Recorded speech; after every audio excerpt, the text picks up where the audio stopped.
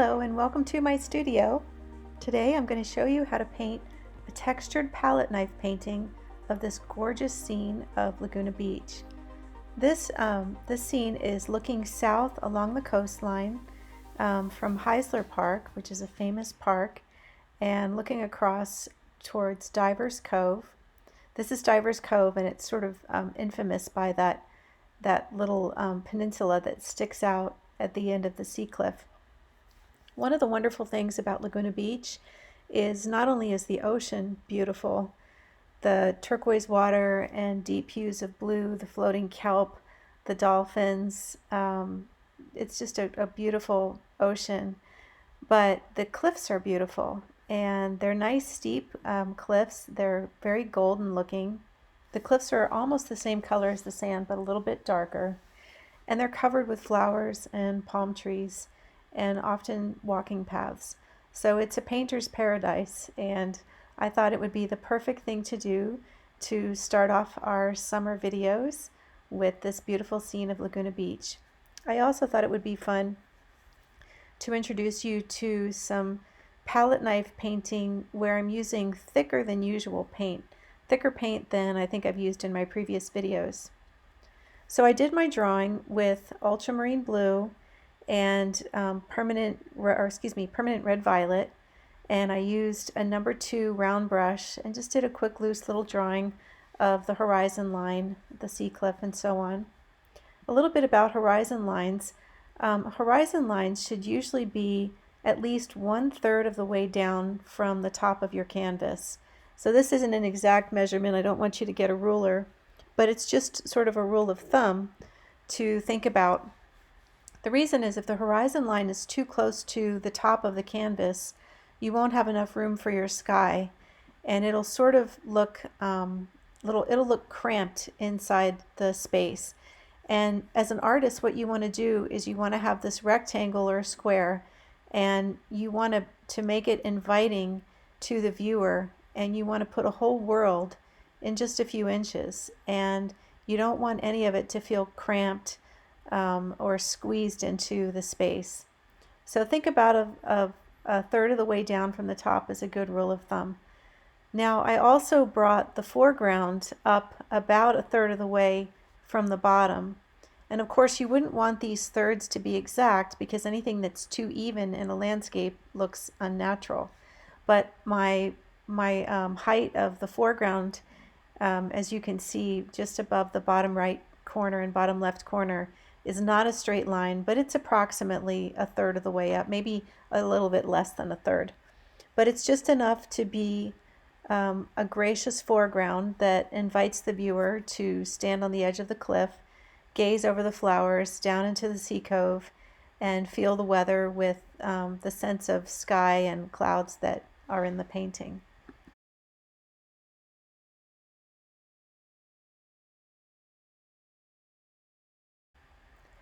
So on my palette, I have titanium white, and next to the titanium white is a beautiful color called Persian Rose. It's a very light pink. I'm not sure if you were to substitute something for it, what that would be, but probably the closest thing would be if you were to mix either permanent red violet or primary magenta or quinacridone rose with a lot of titanium white.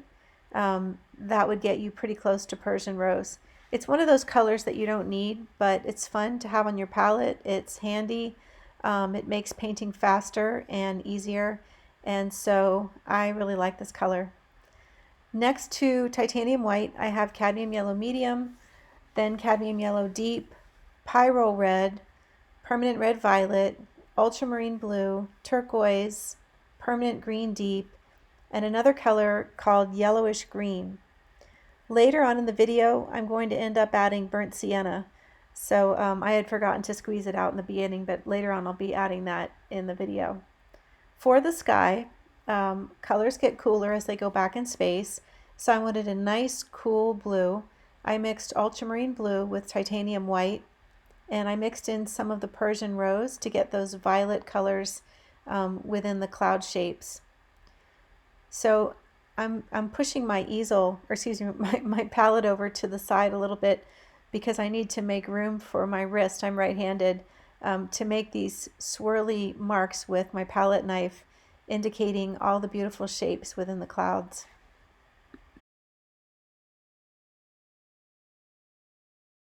Typically, when I paint landscapes, I work from back to front. It's especially important in a landscape like this because you have a real clear background. So the background encompasses the sky, and then in front of the background is the middle ground. So the middle ground in this painting would be clearly the sea cliffs, the beach, and the ocean. And then the foreground would be the flowers and foliage in the front. So it's nice to paint back to front because you want all of those things to have overlap to give depth to your painting. So you want to paint the sky first, and then you want to paint the sea cliff in front of the sky. I had a little bit of the sky color mixed up, and it's reflected so beautifully in the wet sand. So I just used that color and put it into the wet sand. For the dry sand, I've mixed titanium white and cadmium yellow deep, and also a little bit of Pyrole red. Notice how I'm making strokes with my palette knife that are horizontal and vertical. And when I come down and meet the edge of the wet sand, I wiggle my palette knife back and forth. I'm bringing the sand into the sea cliffs, not in a diagonal line, but I'm going in towards the sea cliff with horizontal strokes of the palette knife paint and ending up with an edge that's not straight. And that's really important because the cliff is not straight at the bottom. If you look at the reference photo, you'll see that there is a fairly dark edge where the wet sand and the dry sand meet. So notice how I'm using my knife to make nice curved edges, and I'm digging into the wet paint a little bit, and then at other times I'm not digging in with my knife, but I'm just using the flat side of my knife to push the paint back and forth in a horizontal way. Time to put in the ocean. I'm using turquoise and ultramarine blue together. Sorry I pushed my palette over a little bit and you can't see it, but those are the two colors that I'm using.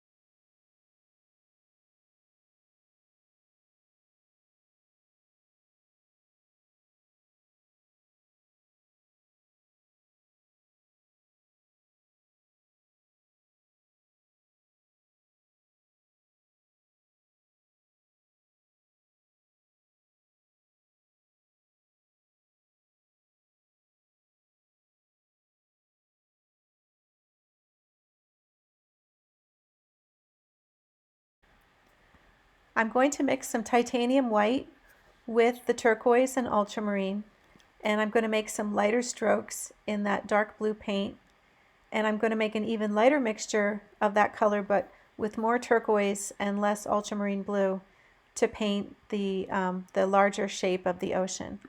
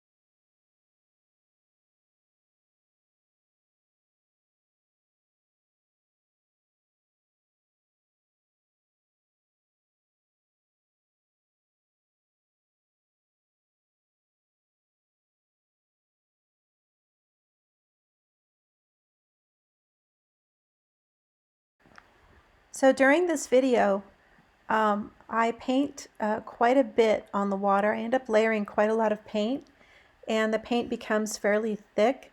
But usually when I work on water, I do this. I tend to put a lot of texture and a lot of motion in the water by layering colors. And I usually start with brighter, beautiful blues like straight turquoise and ultramarine blue. And little by little, I add cooler blues on top to get some of the reflective nature of the water. I'm going to put the rocks in a little while, but I just want to get most of the texture of the water established first.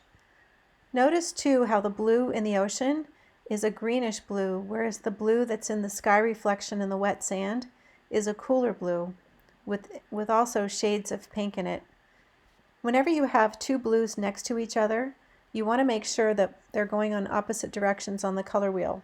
So the bluish green in the ocean is leaning towards green on the color wheel, and the blue in the reflections in the wet sand are heading towards violet on the color wheel. This way you'll get separation.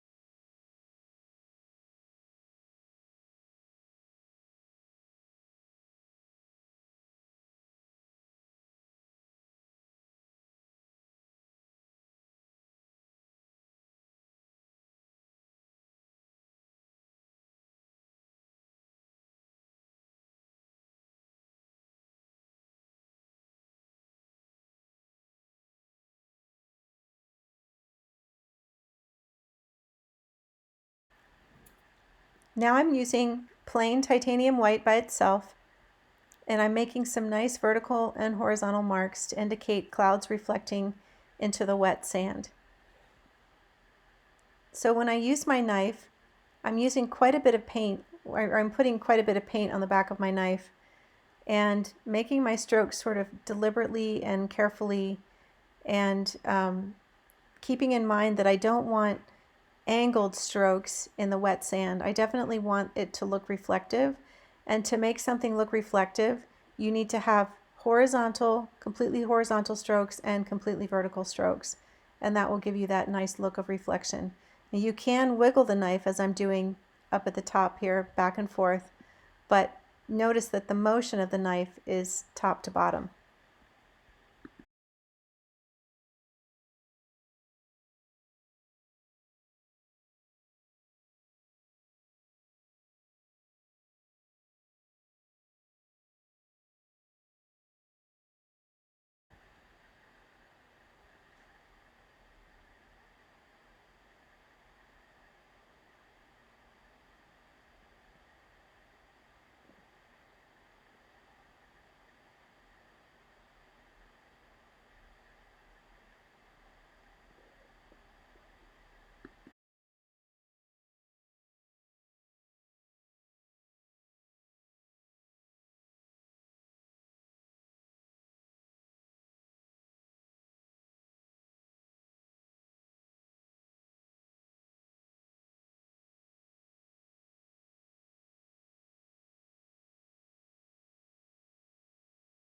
I'm using some plain turquoise to add a little bit of variation. I felt like my ocean got a little flat with the tones of blue being too close to each other, and I wanted to have a wider range of values in the ocean to give it some more action and depth.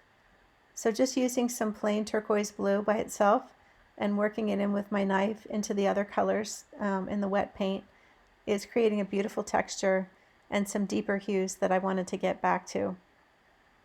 When you're painting the ocean, give yourself the freedom to work that way. There's so many colors in the ocean. There's rocks, there's all kinds of things floating around, and you really want to give yourself the option and the freedom to just keep layering on the paint.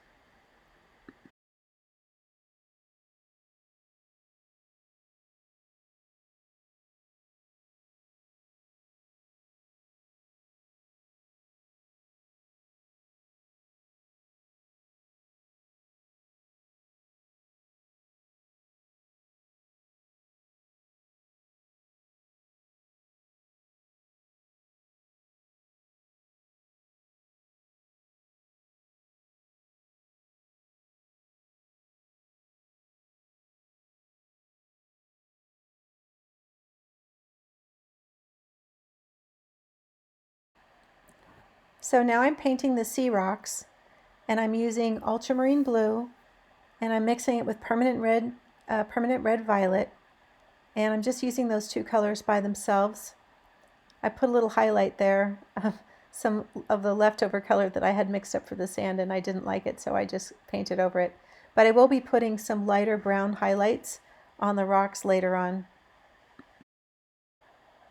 I mixed a beautiful brown using Pyrole red plus cadmium yellow deep plus titanium white and just a hint of ultramarine blue. I wanted to put a warm highlight on top of my sea rocks. Now it's time to work on the sea cliffs. I'm going to mix up a color that's going to be slightly darker than the sand. I would say it's about 1.5 value shades darker. I used the same mixture of Pyrole red plus cadmium yellow deep plus just a hint of ultramarine blue to gray it down slightly. Once again, I'm using my knife to make vertical marks and horizontal marks. When I start to paint the foliage on the cliffs, I will be coming back in with some more organic shapes and organic sort of palette knife marks that wiggle around and into the wet paint. It's nice to have those vertical marks, especially on a cliff, because the cliff has a vertical side. And so using your palette knife to make vertical marks sort of speaks to that shape and that element. Now I'm using yellowish green, and I've mixed it with a little bit of the color I had mixed up for the cliff. And I'm putting that nice yellowish green up on the top of the cliff, and I'm bringing the color all the way up to the sky. I also added a tiny bit of Pyrole red to this green mixture because it's in the middle ground. So colors get grayer as they go back in space, and to gray any color, you want to add a little bit of its opposite. Not 50% of its opposite, but just a little bit of its opposite. So a tiny bit of red is the opposite of green, and a tiny bit of red added to green will gray it just slightly. It may look really bright in the painting right now, but when I add the truly bright greens in the foreground, where I can use color straight out of the tube and nothing needs to be grayed down, you'll really notice the difference between the two greens. Understanding your color wheel is so important to painting, and understanding what happens in the different dimensions of your landscape is really important.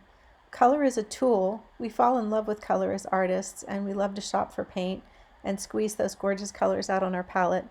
But color is really a tool, and understanding what happens to colors in different dimensions of the painting will really help you understand how to create depth and texture and movement and all those things. And you can do all of that with color. So another thing that happens is edges get softer as they go back in space. And so that means as an artist that you need to soften some of your edges. So with a palette knife, you can blend just like you can blend with a brush. And so I blended some of the green into the sea cliff with my palette knife. And this is a form of softening an edge. This will help my cliff recede into the distance. If I keep my edges bright and crisp in the foreground and softer in the middle ground and softer still in the clouds, I'll create the look of depth with edges. So when you're painting, you want to think about lines, values, colors, and edges as the tools in your toolbox that you can use to create depth, movement, and all of the things that you want to add to your landscape. Now I'm using permanent green deep. In fact, I've used almost all the paint that I squeezed out. I'm using permanent green deep to just fill in this big shape in the front where I have a lot of white canvas, with the idea that I'm going to go back over it with the bright purples and pinks of the statice flowers and layer other colors of green on top of it. But right now I just want to get this shape filled in. So I'm just using my knife, not in a very expressive way, but just a way to cover the canvas. Back to the yellowish green, I'm going to start layering on top of this dark green with the yellowish green and then onto other colors. Now I'm going to mix permanent red violet and titanium white, and I'm going to start putting in some of the statice flowers. The statice flowers are hues of pink and violet, and some of them are even bluish. So I really want to emphasize all of those colors. I'm starting with this medium toned purple that I've mixed up. I'm going to add some turquoise to this violet, and I'm going to make a lot of different variations of this violet, and I'm also going to use some Persian Rose. Persian Rose is great right out of the tube to give highlights to violets and pinks.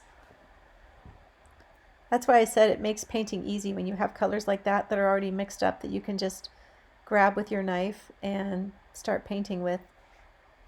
Notice how I'm painting over the green, and each time I pull my knife away, I'm actually wiping it off with a paper towel or a rag that I'm holding in my hand. You can't see it, but that's what's happening often to the left corner when I pull the knife away. It's because when I'm painting with the knife, I'm putting purple on top of other colors, and some of those colors stick to the back of my knife. So if I use my knife without wiping it off first, then I go back and pick up some purple when there's green on the back of my knife, for instance, it will gray down the purple and I won't have the bright luminous colors that I want to have. Now I'm using the bright green right out of the tube, and I'm putting those beautiful leaf shapes with my knife. So when I make a leaf shape, I put the knife down, I kind of turn it to the side, and I put the tip of the knife down, and then I pull down to the left, but in a curved way. And it helps me make a variety of leaf shapes. I can make strokes of paint that give the impression of stems, small leaves, big leaves, and so on. This yellowish green is also a really gorgeous color to just have squeezed out and ready to go on your palette. If you don't have it, you could make that color by mixing cadmium yellow medium plus turquoise or cobalt blue, just one of your blues, but those two would probably work the best, and a little bit of titanium white. Now I've mixed up a nice deep warm orange color. Notice that this color is very similar to the color on the sea cliffs, but it's warmer and brighter, and it has less titanium white in it. Remember that when you mix titanium white with any color, it lightens it, but it also cools it. It's a cooling white. I want this color to come forward. So about temperatures, warm colors come forward and cool colors recede. That's true for daytime paintings. For sunset paintings, warm colors recede and cool colors come forward. But anyway, in the reference photo, there's some hints of this orange color on the left side, but I emphasized it and made it a deeper, warmer, brighter orange because I really wanted it to come forward. So when I use photos, I use them as information with the intention of making my painting work. And I know what needs to happen for my painting to work. And my foreground needs to capture the attention of the viewer with bright colors and crisp edges, and it needs to invite the viewer in to take a look at the middle ground, which is the beach and the sea cove. And that's the job of the foreground. And so I need nice bright colors, and I need warm colors, and I need crisp edges to make all of that happen in my painting. And if those things aren't evident in my reference photo, I know how to make it up. When I was in art school, my art teacher used to always tell me, don't paint what you can't see, and if you can't see something, don't paint it. But I've come to realize that that just doesn't work for me. I actually do think about my reference photo a lot, and when I'm on location, I do the same thing. I always want to make a painting that works, and that very often involves making things up along the way sometimes. I'm giving my sea cliffs a little texture by using a lighter version of the sea cliff color and bringing it up into where I've brought the plants down on the side. So I made downward strokes to get the plants to sort of crawl down the side of the cliff. And I made upward strokes of the sea cliff color to pull it up into where the plants are coming down. I hope that makes sense. Now that I'm layering thicker strokes of paint on top of the wet paint, I'm definitely touching my painting with a little bit lighter touch. If I dig in too hard, I'll dig down through the wet paint and I'll end up with marks that look scratchy. I want this paint to look really thick and luscious, and I almost think about it like if I were frosting a very, very delicate cake. I would have to have a very light touch, otherwise I would disturb the cake underneath the frosting. And that's how I paint with a knife when I'm at this stage of the painting and I'm layering paint on top of wet paint. When I'm just in the beginning stages of the painting and I'm filling in the big shapes of the canvas, I don't worry too much about my strokes because I'm going to be painting over them anyway. And I just want to fill in all those little white specks and things that show up when you start pushing paint into the canvas. But then when I get to the stage where I'm layering for texture, I'm pushing the paint around, I want to get marbling and things like that, I have a very light touch, almost like think of it as like a butterfly landing on a flower. You just want to just touch the top of that paint. It's thick and wet, and you want to use it and sort of sculpt it. There's some beautiful dried grasses on the left side, and I thought that they were perfect there because they echo the color of the beach, and they lighten up that big dark shape in the front, and they also have a nice vertical movement, and they look like they're blowing in the wind a little bit. So I've used the same color I mixed up for the beach, the cadmium yellow deep, titanium white, and Pyrole red, and I use that to make those nice light little grassy marks. I don't want to overdo those, so I just put in a few. Looking at the reference photo, you can see some yellow flowers, some pink flowers, and some red flowers, but they're hard to see.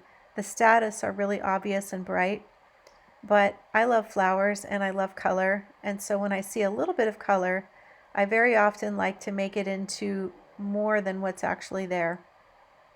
So I've used cadmium yellow medium and titanium white, and I've made a nice light yellow for those flowers. Here's another little tip. I don't have cadmium lemon on my palette today, but if I did, I probably wouldn't use it to make lemony yellow flowers. I find that that yellow is a really hard sell when it comes to flowers.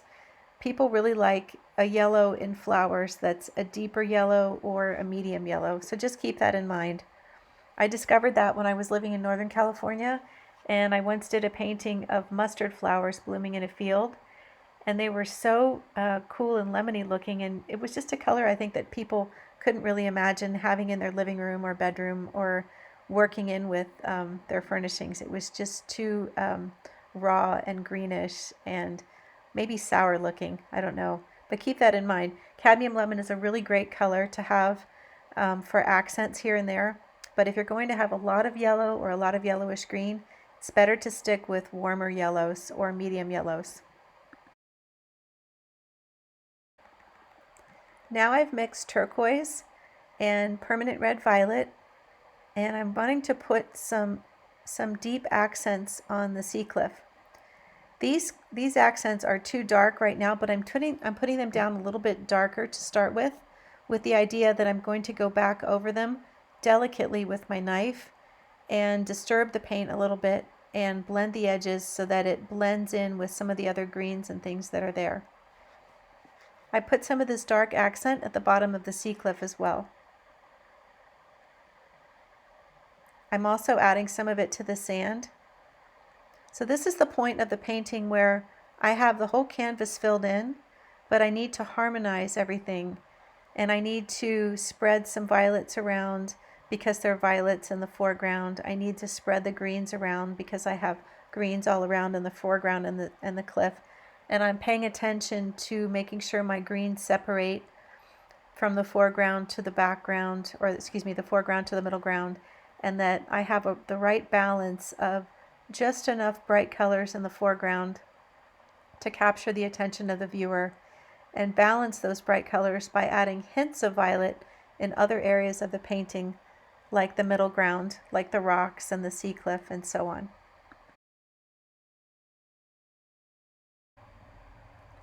So I'm adding some light pink highlights with Persian Rose to the top of some of my violet statice flowers.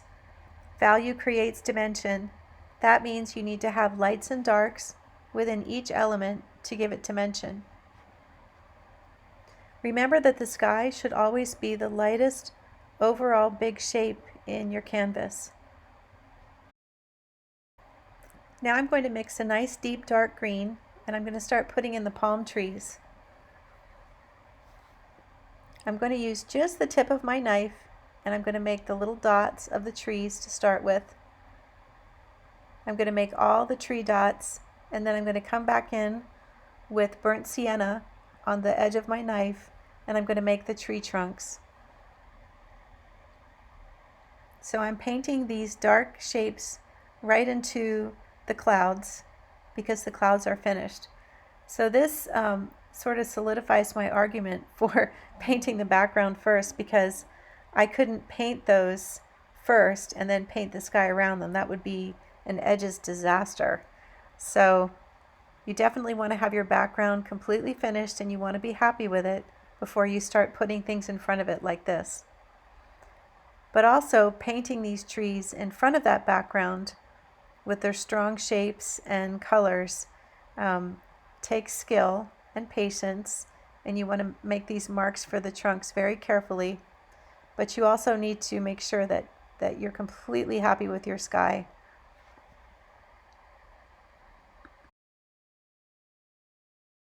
If you struggle with making straight lines with a knife, and I am struggling a little bit with that, and I usually do, and but remember, you can always use a brush. When you paint a palette knife painting, you're not restricted to only using knives. You definitely can use a brush as well. So I'm using this dark green to add some bushes and trees and break up the length of that cliff and give it the top of the cliff some texture. I'm putting a little bit of dark green in the side of the cliff as well. And I'm going to put some dark green down in the foreground. Later in this video, I'm going to use my triangle brush, which is a new brush that Silverbrush has come out with, and it's perfect for doing tree trunks or small lines if you need something for that. I'm using a number 2 triangle brush, and it's really perfect for this. I'm adding some bright yellow now to the foreground flowers. This yellow is brighter than the yellowy green that's in the sea cliff.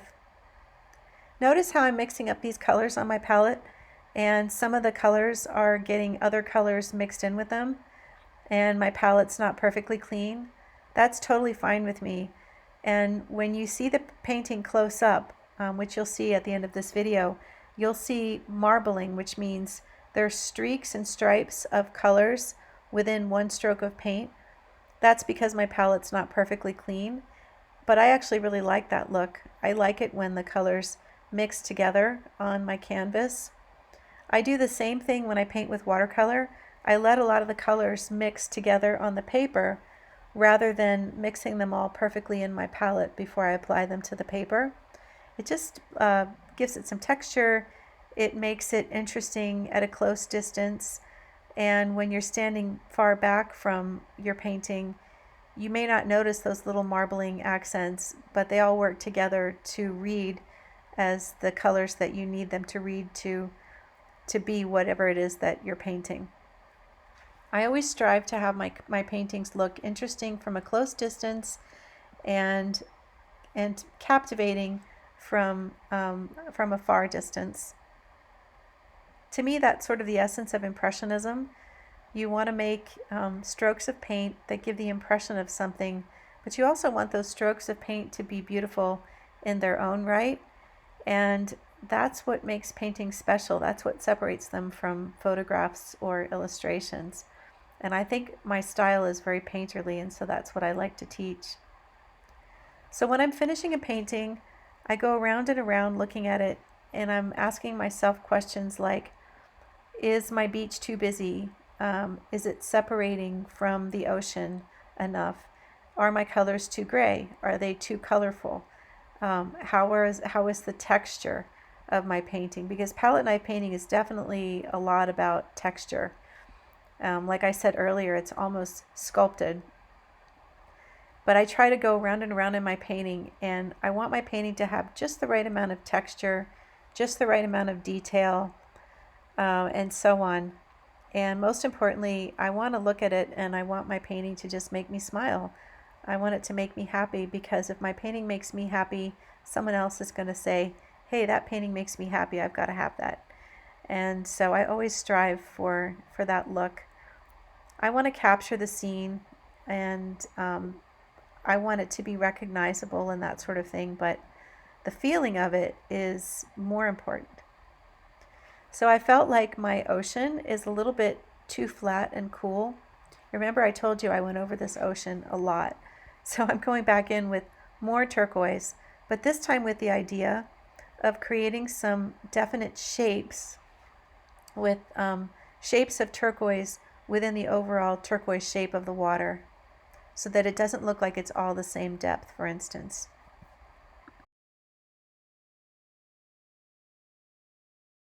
So back to my palm trees, I'm using my yellowish green and a little bit of yellow and a little bit of titanium white. So not a very neatly mixed color, but I want the trees to have dimension. Value creates dimension, so I have dark green. That means I need to have light green.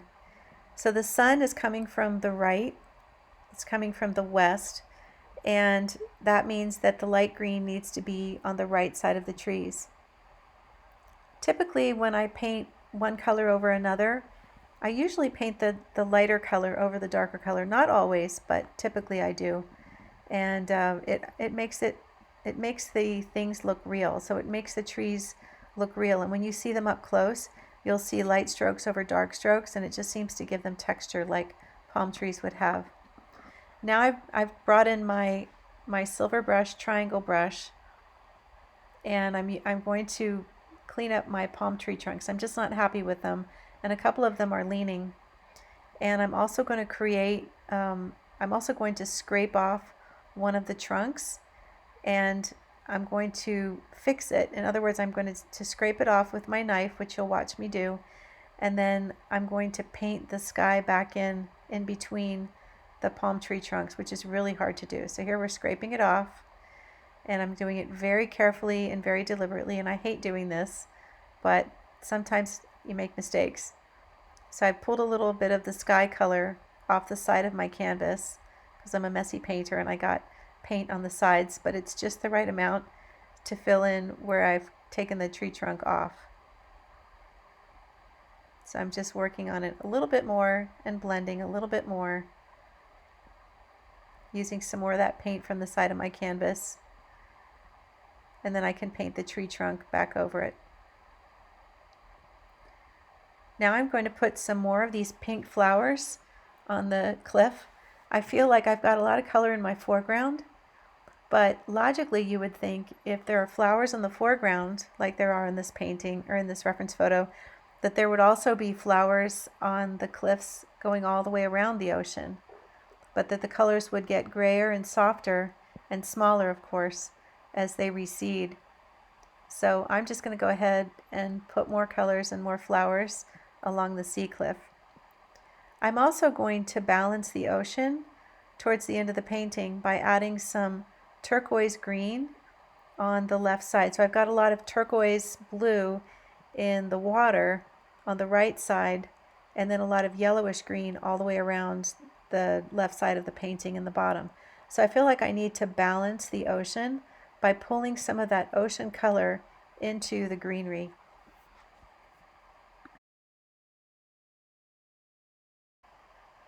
So now I'm working still on finishing the painting, And looking at my reference photo again, trying to kind of see what did I miss. Towards the end of the cliff, there's definitely some lighter sand, which I'll be adding, and I just want to clean up the edges of the cliff. This is also a time when I look very carefully at my edges. I want my painting to be textured, but I also want it to be very neat looking. And so I try to look at all the edges where the rocks meet the water, where the water meets the sand, where the flowers are over the water, and so on. And I just want to make sure that everything looks really, really perfect. I also want to make sure that I proceed slowly at this stage of the painting because I don't want my painting to get overworked. And it's really almost finished, and one or two bad strokes could ruin it. So I just want to take my time. And so I'm spending a lot of time making small strokes and then looking carefully at what I've done and seeing if it works. And I developed this rule of thumb for myself. If I make 3 strokes in a row that aren't working, so let's say I make 1 stroke and then I decide that's not good and I put something over it or I take it off. If I do that 3 times in a row, then I know that I need to take a 10-minute break or my painting's done. But I need to definitely stop working on it because I'm going to keep making mistakes and eventually I'll ruin my painting. It'll be too far gone for me to save. So that's kind of a rule of thumb I developed for myself, and it works. So if you're ever in that stage where you're making mistakes and you're afraid you're going to ruin your painting, maybe stop painting, go have a cup of tea, take 10 minutes away from it where you're not looking at it anymore, and don't allow yourself to look at it either for just those few minutes, and then come back to it and then decide if it's done or if you need to add something else to it. And maybe you need more than 10 minutes. 10 minutes does it for me, but maybe some people need more than that. So I've decided I still need to have a little more color in the front. I've also decided that the one color that's really missing from this painting, and I am truly missing it, is red. And so I want to make sure that I put a little bit of bright red, just a hint of it, in the foreground, and I'll be doing that shortly.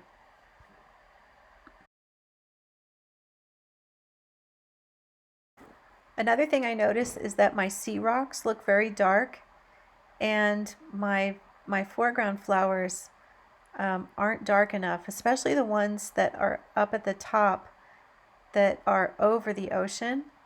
They are the darkest, and they're also in silhouette with the ocean. So I went back in and darkened those flowers, and now they're coming forward, and my sea rocks don't look as dark anymore. Everything's relative on the canvas. Values are relative, colors are relative, so colorful colors versus gray colors, lights versus darks, and so on.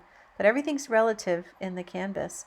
And when you get towards the end stages of your painting, you have to really pay attention carefully to those things. And I'll notice values, especially if my eye starts bouncing back and forth between the foreground and the background, like the sea rocks and the flowers or something like that. I'll just keep noticing those values, and you don't want your eye bouncing back and forth between one thing and another. You want it to just glide from one thing to another, go round and around the painting, and just sort of have a joyful meander through your landscape, and just keep discovering something new, not get jolted back and forth between one element and another.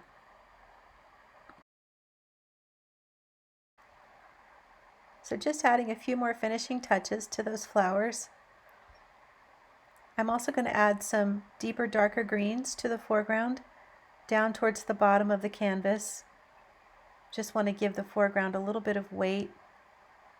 Adding darks helps support the lights, and having the darks towards the bottom gives weight to the foreground.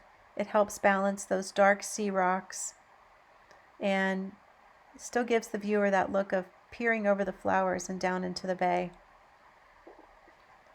Remember, I told you I wanted to add some turquoise green. So I mixed turquoise with a little bit of yellow and a little bit of white. Now I'm adding some red, bright Pyrole red by itself. Notice how small these strokes of red are. but it balances beautifully. And because red and green are opposite, it really pops. Sometimes if you think your painting has too much green or not enough green, adding a little bit of red, adding its complement, will really help make the painting just sing. A few more strokes now in the ocean. Just needed a little more texture in the front. And I'm almost finished. Thank you so much for watching. I hope you enjoyed this video, and I look forward to seeing your paintings. Don't be afraid to leave a little comment. Thank you so much. Bye-bye.